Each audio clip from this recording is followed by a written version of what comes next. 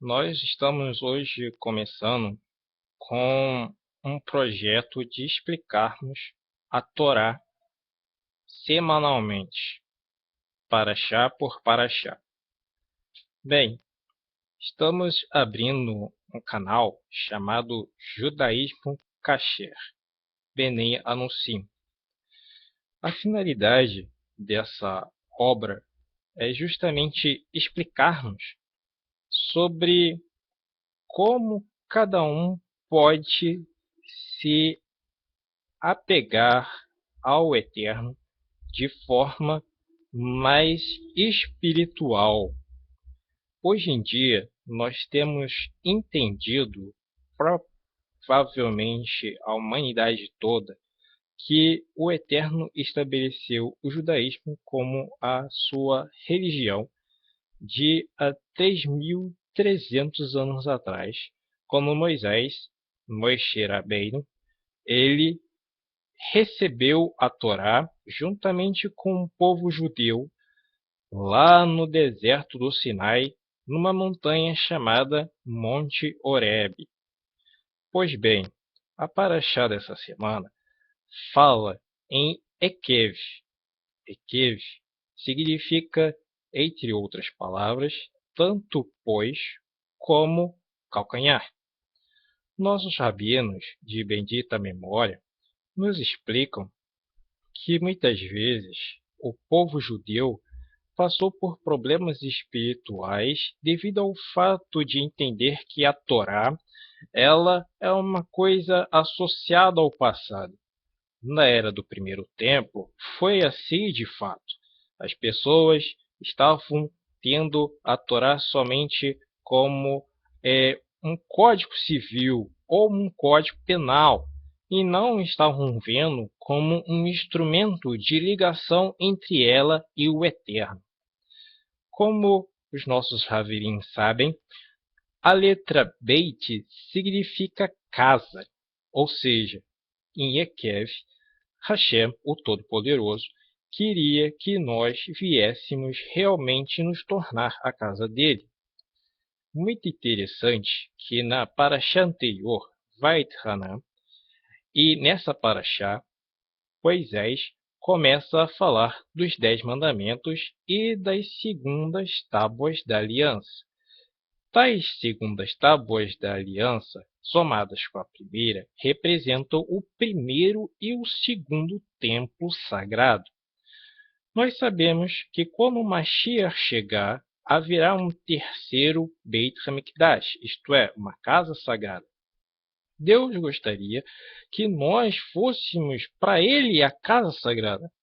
No livro de Shemot, no livro de Êxodo, está escrito, depois da confecção do tabernáculo, chamado Mishkan, que Deus habitaria no acampamento do povo judeu. E, na verdade, o verso diz, e eu morarei dentro deles. Deus quer que nós sejamos uma morada para ele, por isso ele nos deu a sua Torá. Pois bem, nessa semana ainda tem o fato surpreendente de a palavra Ekev aparecer e parecer com o nome de Yaakov, com a diferença apenas de um iud. Por quê?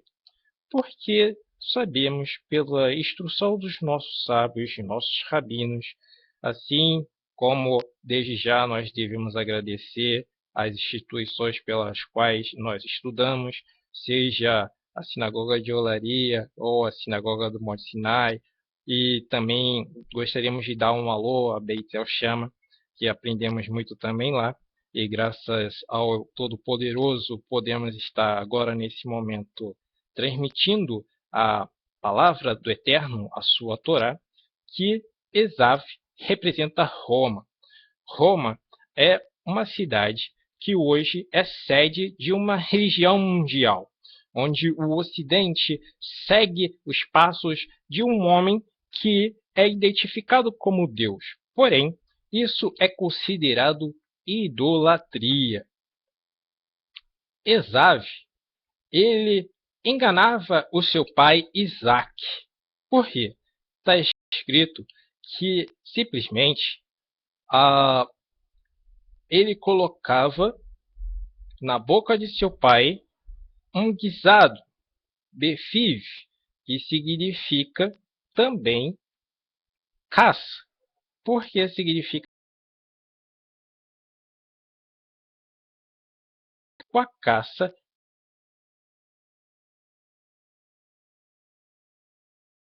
através de palavras que queriam mostrar sua espiritualidade.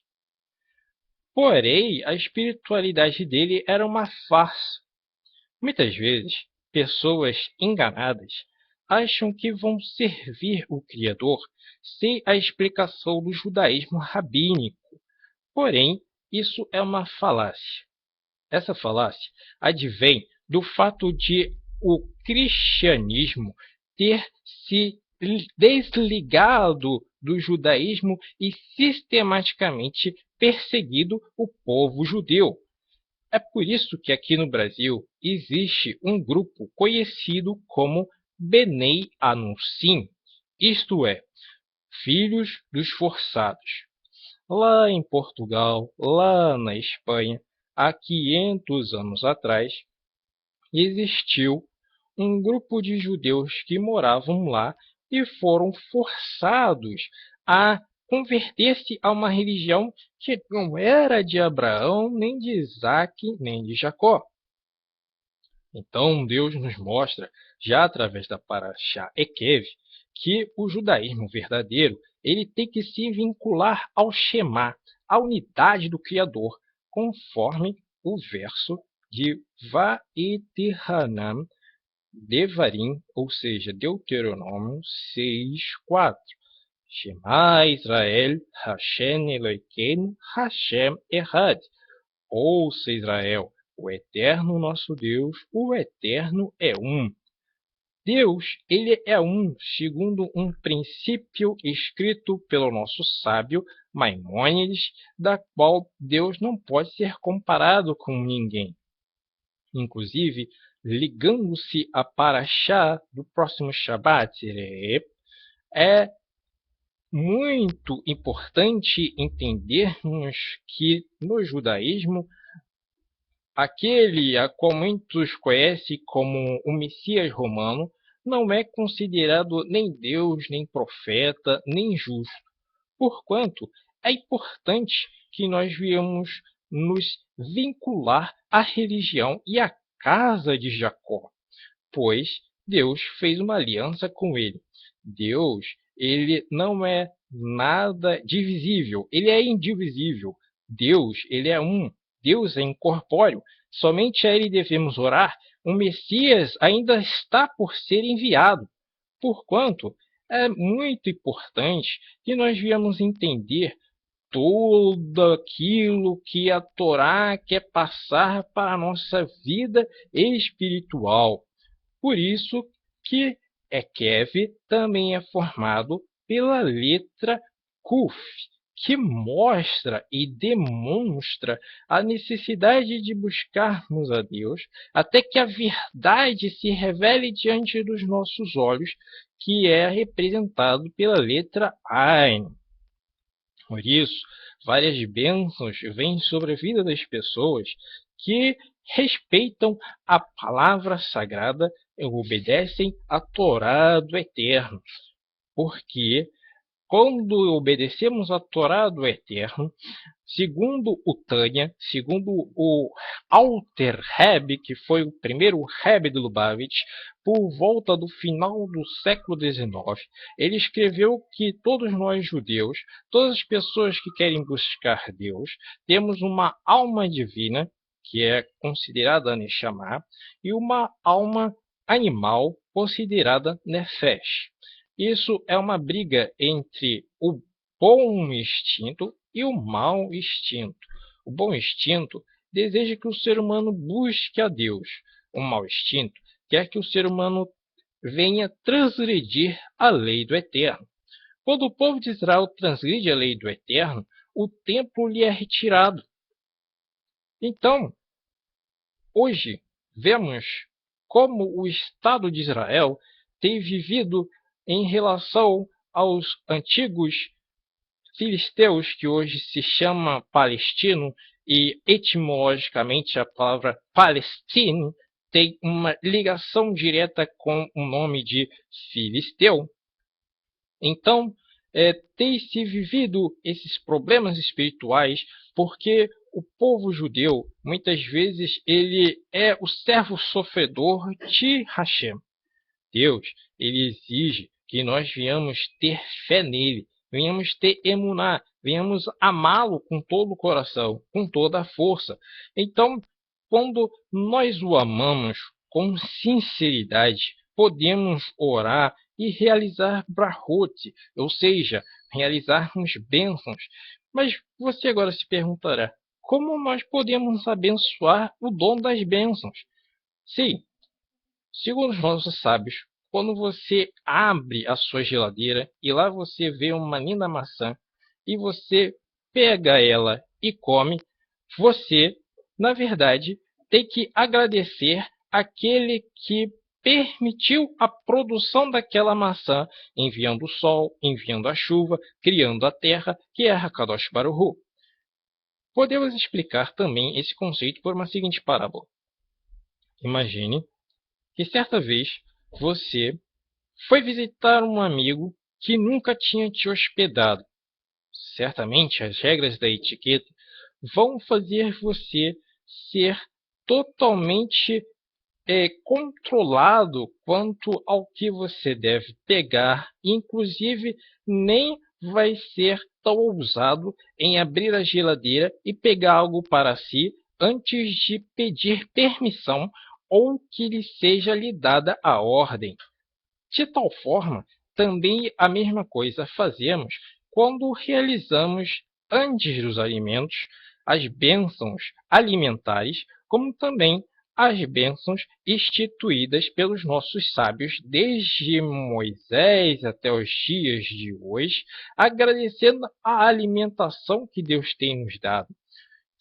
Moshe considera que isso quebraria o orgulho da pessoa de pensar que tudo ela recebeu, tudo ela conseguiu para si mesma, a sua própria força estabeleceu isso. Não, Deus é que dá tudo, porque vemos lá no Salmo 24, verso 1, que de Deus é a terra e a sua plenitude e todos os moradores que nela habitam. Outra versão acaba o verso falando e tudo o que a terra contém. As árvores, os peixes, os animais, os pássaros são criaturas de Deus. Sabemos que existem as leis de Kashrut. Nós, judeus, podemos, por exemplo, comer um frango kasher, comer uma carne bovina kasher, segundo o abate ritual judaico. Porém, nós não podemos comer, por exemplo, um caranguejo, que, segundo a Torá, é um animal considerado impuro para as nossas almas. Devemos explicar qual é o conceito de impureza segundo nossos sábios. Não se trata de algo sujo, se trata, na verdade, de algo que bloqueará nossa alma para se conectar com o Criador. Então você, que é um Bnei Noach, você se perguntará, mas eu posso comer um pedaço de porco, por exemplo? Ou eu, que não sou judeu, posso comer um presunto? Bem, existe uma parábola que vocês vão meditar sobre ela, na verdade. Então, entendo que certa vez um médico tinha dois pacientes. Um paciente, ele orientou uma dieta específica porque ele podia ser curado e ser tratado e voltar ao pleno restabelecimento de sua saúde e continuar a viver por longos e longos anos.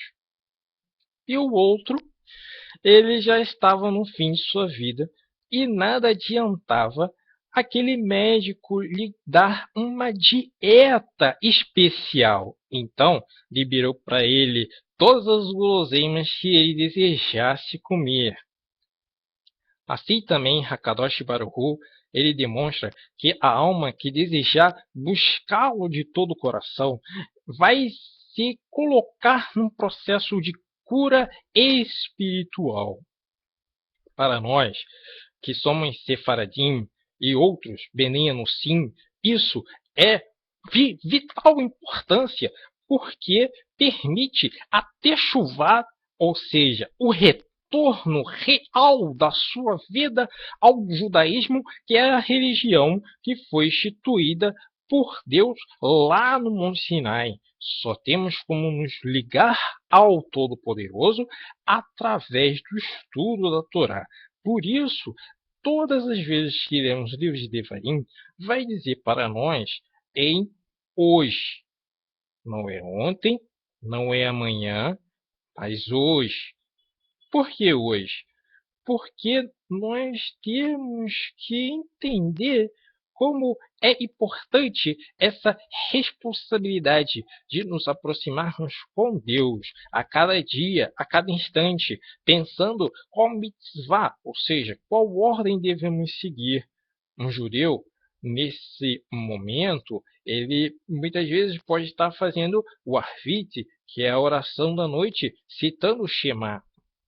Quando chega pela noite, ele vai recitar bênçãos ou vai estudar a Torá e depois vai citar o Shema para dormir.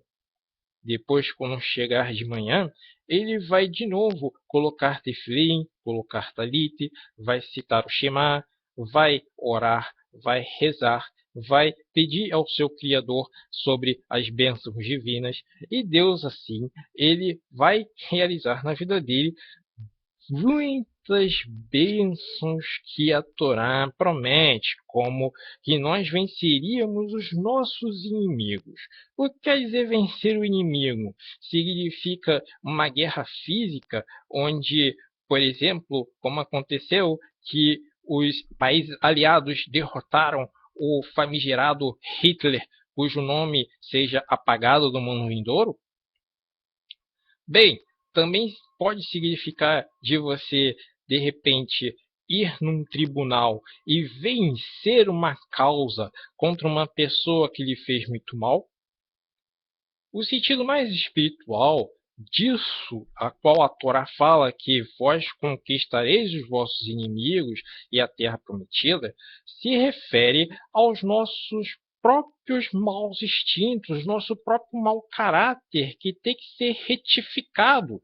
Porque Hashem, ele nos mostra no final dessa paraxá que nós devemos segui-lo e ter sua união e conexão com a nossa alma. Arquetipamente falando, a Torá nos demonstra que o povo judeu praticou um erro terrível no Monte Sinai, que foi o bezerro de ouro. O bezerro de ouro pode ser identificado na nossa geração com a idolatria, com o apego à riqueza ou até mesmo a outros deuses de outras religiões que não é o Deus de Israel. Porém, também significa que existem erros interiores nossos, uma soberba, um orgulho, ou algo que nós nos envergonhamos, que praticamos e que sabemos que está contra a Torá do Eterno. Se nós nos esforçarmos, termos como realmente nos aproximar do Criador, conforme o verso do final da Torá fala para gente que se vocês desejarem, se vocês amarem ao Eterno vosso Deus e desejarem andar por seus caminhos, vocês se aproximarão dele e ele se apegará a vós. Porquanto que nós venhamos realmente receber méritos para que o verdadeiro Mashiach se revele na nossa geração e o templo sagrado seja edificado, que é o tema da próxima postagem que vamos ter na semana que vem da Parashá Re. Shalom, sejam abençoados. Obrigado por mais uma vez terem nos ouvido. Shalom, shalom a todos vocês. Shalom.